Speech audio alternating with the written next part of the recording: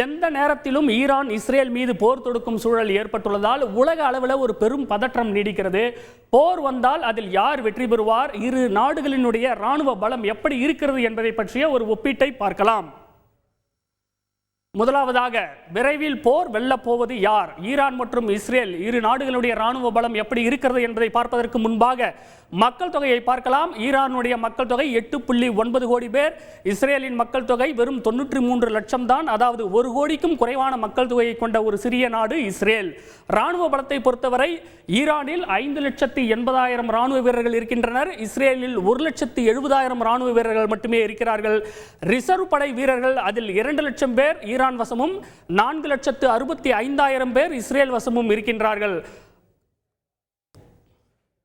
ஆக எண்ணிக்கையின் அடிப்படையில் பார்க்கும்போது ஈரானுடைய கை ஓங்குகிறது. ஆனால் நன்கு பயிற்சி பெற்ற வீரர்கள், அதிநவீன தொழில்நுட்பம் கொண்ட இராணுவ தளவாடங்கள் என்று பார்த்தோமே ஆனால் இஸ்ரேலின் கைதான் ஓங்கும் என்பதே சர்வதேச அரசியல் திறனாய்வாளர்களுடைய கருத்தாக இருக்கிறது. அதற்கு அவர்கள் சுட்டிக்காட்டக்கூடிய மிக முக்கியமான விஷயம் என்பது ஜிடிபி, அதாவது ஒரு நாட்டின் ஒட்டுமொத்த உள்நாட்டு வளர்ச்சி விகிதம் தான் அந்த நாட்டினுடைய பொருளாதாரத்தை தீர்மானிக்கிறது. அந்த வகையில் பார்த்தால் ஈரானை ஒப்பிடுகையில் இஸ்ரேலின் பொருளாதாரம் வலுவாக இருக்கிறது. அதாவது ஈரானின் ஜிடிபி 413 பில்லியன் டாலர்களாக இருக்கிறது, இஸ்ரேலின் ஜிடிபி 539 பில்லியன் டாலர்களாக இருக்கிறது. இதன் காரணமாக இராணுவ பட்ஜெட் ஒதுக்கீடு செய்யப்படுவது ஈரானை ஒப்பிடுகையில் இஸ்ரேல் தான் அதிகமாக இருக்கிறது. 10 பில்லியன் டாலர்களை ஈரான் இராணுவத்திற்காக ஒதுக்கீடு செய்கிறது. ஆனால் இஸ்ரேலை பொறுத்தவரை அதைவிட 2.5 மடங்கு அதிகமாக சுமார் 24.4 பில்லியன் டாலர்களை இஸ்ரேலானது இராணுவ பட்ஜெட்டுக்காக ஒதுக்குகிறது. சரி, இஸ்ரேலுக்கு உதவக்கூடிய அமெரிக்கா ஒருவேளை ஈரான் இஸ்ரேல் மீது போர் தொடுத்தால் இஸ்ரேலுக்கு ஆதரவாக அமெரிக்கா அந்த போரில் பங்கேற்கும். ஏற்கனவே இஸ்ரேலுக்கு அமெரிக்காவானது உதவி செய்து வருகிறது. ஆண்டுக்கு 3.8 பில்லியன் டாலர் மதிப்பு கொண்ட இராணுவ உதவிகளை இஸ்ரேலுக்கு அமெரிக்காவானது வழங்கி வருகிறது என்பது குறிப்பிடத்தக்கது. விமானப்படையை பொறுத்தவரை ஈரான் வசம் 551 போர் விமானங்கள் இருக்கின்றன, இஸ்ரேல் வசம் 612 போர் விமானங்கள் இருக்கின்றன. நீண்ட தூர ஏவுகணைகள், அதாவது ஈரான் மற்றும் இஸ்ரேல் இடையே மிக குறைந்த தூரமே 1000 கிலோமீட்டருக்கு மேலாக இருக்கிறது. அப்படி பார்த்தால் வான்வழி தாக்குதல் என்பதுதான் இந்த போரில் வெற்றி யாருக்கு என்பதை தீர்மானிக்கக்கூடிய மிக முக்கிய சக்தியாக இருக்கும் என்று பார்க்கப்படுகிறது. அந்த வகையில் ஈரான் வசம் வான்வழி தாக்குதலுக்காக சஜில் 2 என்ற நீண்ட தூர ஏவுகணை இருக்கிறது. இது 2400 கிலோமீட்டர் தூரம் இருக்கக்கூடிய இலக்கை கூட துல்லியமாக சென்று தாக்கும் திறன் கொண்டது. இஸ்ரேல் வசம் இருக்கக்கூடிய ஏவுகணையானது ஜெரிகோ 3 என்ற ஏவுகணை தான். இது 5000 கிலோமீட்டருக்கு அப்பால் இருக்கக்கூடிய இலக்கை கூட துல்லியமாக தாக்கும் திறன் கொண்டதாக இருக்கின்றது. பீரங்கிகள் 1613 பீரங்கிகள் ஈரான் வசம் இருக்கின்றது. இஸ்ரேல் வசம் 3500 பீரங்கிகள் இருக்கின்றன.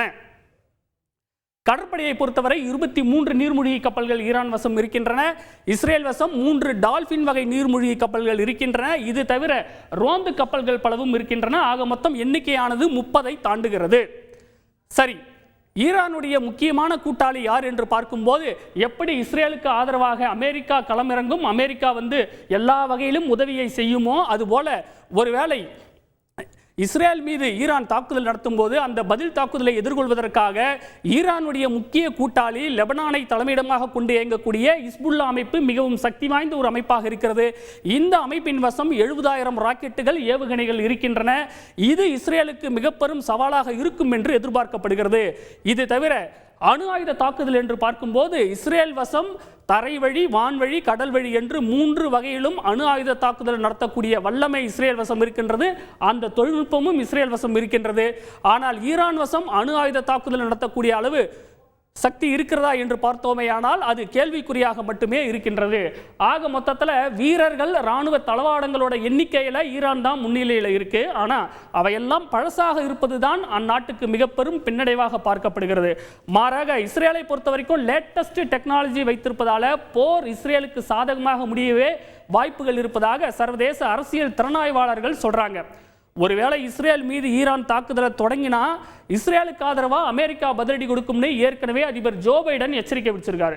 இது மட்டும் இல்லாமல் அமெரிக்க கடற்படையில் இருக்கக்கூடிய USS ஆபிரகாம் லிங்கன் விமானம் தாங்கி போர்க்கப்பல் ஓமன் வளைகுடா பகுதியில் நிறுத்தப்பட்டிருக்கு. ஏற்கனவே அங்கே USS தியோடர் ரூஸ்வெல்ட் விமானம் தாங்கி போர்க்கப்பலும் பாதுகாப்பு படையில் ஈடுபடுத்தப்பட்டிருக்கு. இஸ்ரேலுக்கு ஆதரவா அமெரிக்கா போர்ல குதிச்சா ஈரானுக்கு ஆதரவா ஈராக், சிரியா போன்ற மற்ற நாடுகளும் இஸ்ரேலை அட்டாக் பண்ண தொடங்கும்னு எதிர்பார்க்கப்படுகிறது. உள்ள ரஷ்யா வந்தாலும் ஆச்சரியப்படுவதற்கு இல்லை. அதனால இது 3ஆம் உலக போரா மாறுமா அல்லது ஒரு பிராந்திய போராக சில நாட்கள் மட்டுமே நீடிக்குமா அப்படிங்கிற ஒரு கேள்வி எழுகிறது. ஆனா எப்படி இருந்தாலும் இரு நாடுகளிலும் அப்பாவி பொதுமக்கள் பாதிக்கப்படுவார்கள். போர் மூண்டால் அது மிகப்பெரிய ஒரு பேரழிவை ஏற்படுத்தும்னு அமைதியை விரும்பக்கூடிய உலக நாடுகள் கவலை தெரிவித்திருப்பது குறிப்பிடத்தக்கது. செய்திகளை உடனுக்குடன் தெரிந்து கொள்ள உடனே சப்ஸ்கிரைப் பண்ணுங்க.